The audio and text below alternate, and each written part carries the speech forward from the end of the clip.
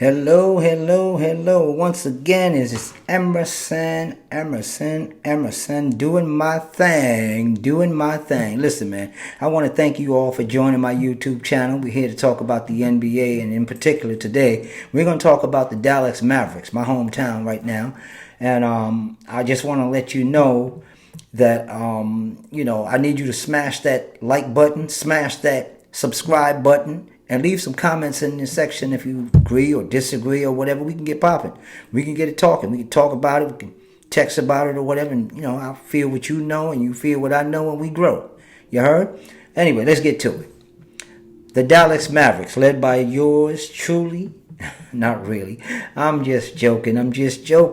Listen, obviously, Kristaps Porzingis and Luka Doncic are the cornerstone of that franchise, and I think they look pretty good this year. They look pretty solid. I like what I'm seeing here. I'm the only thing that I'm kind of leery about is I've been hearing, I wouldn't say from credible sources, but I've been hearing, on certain radio stations that Porzingis and Doncic have had problems, and then of course officials, from the Dallas Mavericks come out and say, no, it's just a figment of your imagination, and none of that stuff is true. And listen, I don't really care if they get along or not. I really don't care. But I am curious to see how they play together on the basketball court, where they can play off of one another. If they're able to do that, I think that they have a future that will hopefully lead to the playoffs. I would like to see them make the playoffs. I like Luka because I from the moment I saw him in his rookie season, I told anybody that would listen, obviously not via YouTube or even Facebook for that matter, I said, this kid is special.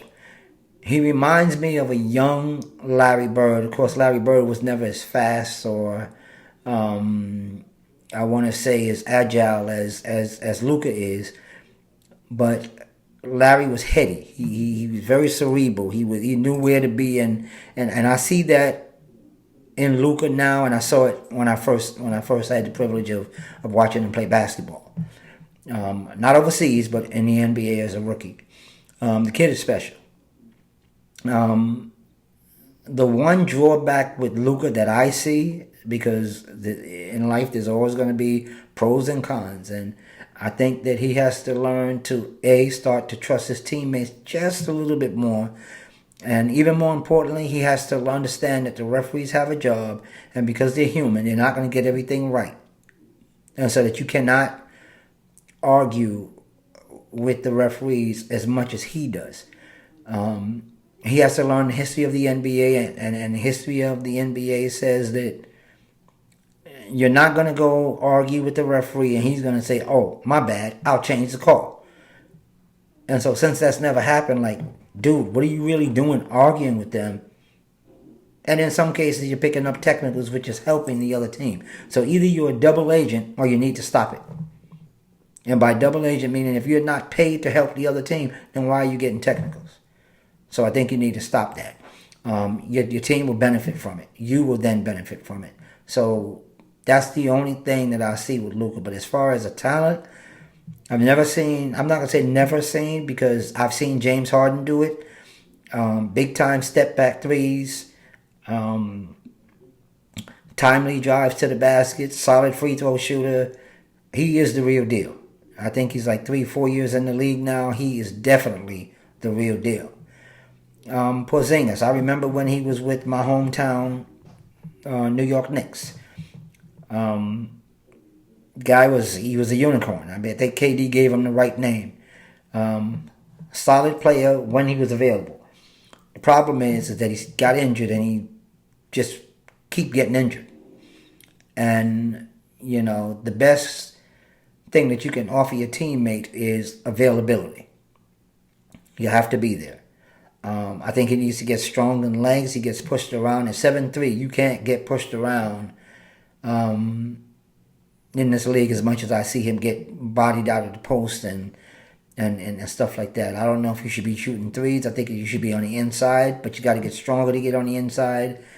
You got to be ready to pound and get pounded in order to offer a different dimension to your team. I go back to one of the people at one time try to compare him to, and that's going to be Dirk Nowitzki. Dirk, while some people labeled him soft, if you look at the amount of rebounds he had, and he was a tough player. Okay, he wasn't a Charles Oakley or Anthony Mason going back in the day, or if you even look now, he's not a solid, pounding ground guy. But he got the job done. And so now Porzingis has to do the same thing. He's got to get stronger, because I believe if he gets stronger, a lot of those injuries would not occur. Okay? And so he's got to work on that. The one guy that I'm hoping that seriously gets better, if I had to name one guy, and when I say better, maybe better is not the right word. I would say consistent. He needs to be more consistent. That's going to be Tim Hardaway Jr. I just wish that he was more consistent. I mean, if you're going to, if you can not average, but which is basically an average, if you can get Dallas 22 points a game, I'm not talking about 22 one night and 15 another night and then 29 the next. That's not going to do it. I need 22 every night. You do that with Luka and Porzingis, I believe other people, like I'm looking at Willie Cauley-Stein, he can get you 8 to 10 points a game. I'm looking at Jalen Brunson, who is solid. He's a solid player. Solid backup point guard. I don't know if he's a starter, but he's a solid point guard. Everything combined for this team. I like Boban also. I think that he's gonna be a game changer. Especially in the half court set. You can just throw it to him and he'll get a dunk, get a free throw. Dwight Powell has to stay healthy. He has got to stay healthy. If he's able to stay healthy, and I think that a lot of these injuries that these players are getting is due to lack of preparation. In other words, you have to exercise and do what you need to do in the offseason. So I guess because the season is just starting, we'll see who's worked on their game when they had a chance to. Now, last year was one of those funny years because it was a quick turnaround, okay?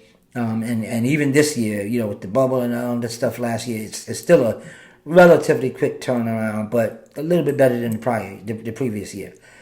So I like Dallas to make the playoffs. I could see them possibly avoiding the play-in tournament, which means they would be at 6 or better in the West.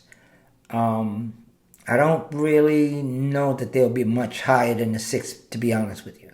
I really don't. I really wouldn't call it that because it's just too tight out west.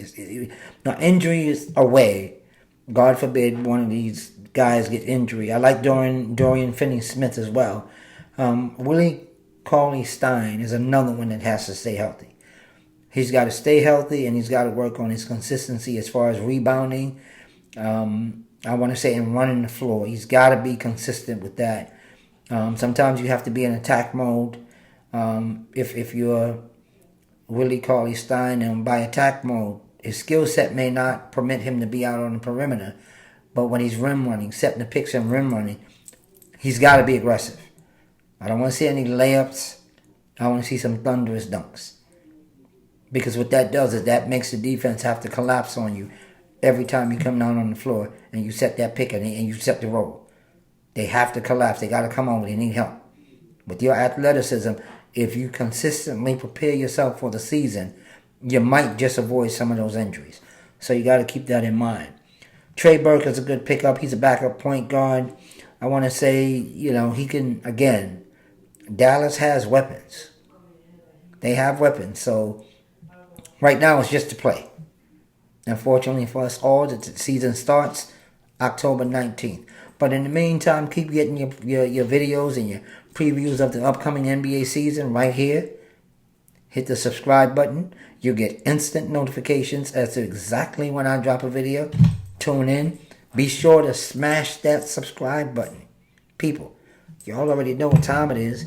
NBA is about to start. So, where you at?